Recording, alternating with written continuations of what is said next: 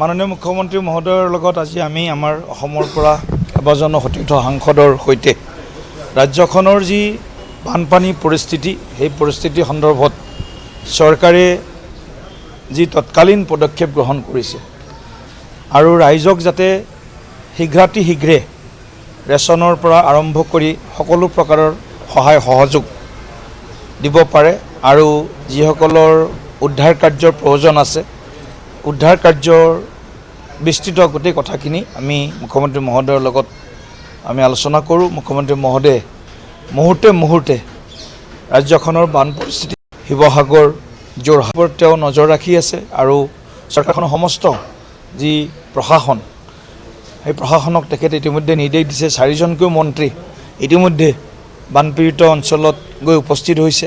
তেওঁলোকে নিয়মিত ৰূপত বান সাহায্যৰ তদাৰক কৰিছে আৰু সকলোকে যথাশীঘ্ৰে যি প্ৰয়োজন সকলো প্ৰয়োজন পূৰণ কৰাৰ কাৰণে তেখেতে নিজেই এই গোটেই কথাখিনি চালি জাৰি চাই আছে।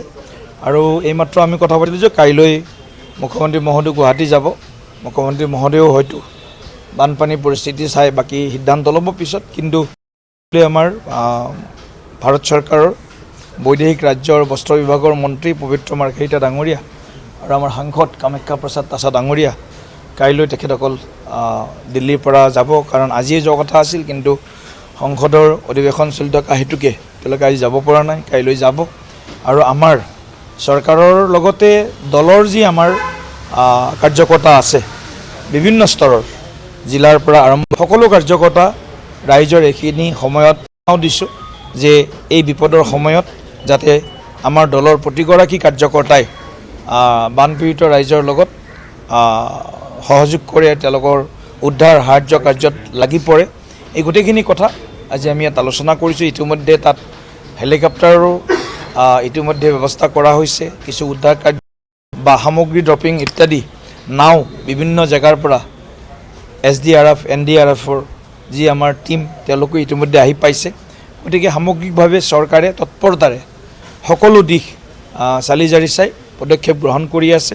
ৰাইজৰ লগত থাকি দিনে ৰাত সাহায্য উদ্ধাৰ অভিযানত আমি একেলগে কাম কৰি আছোঁ।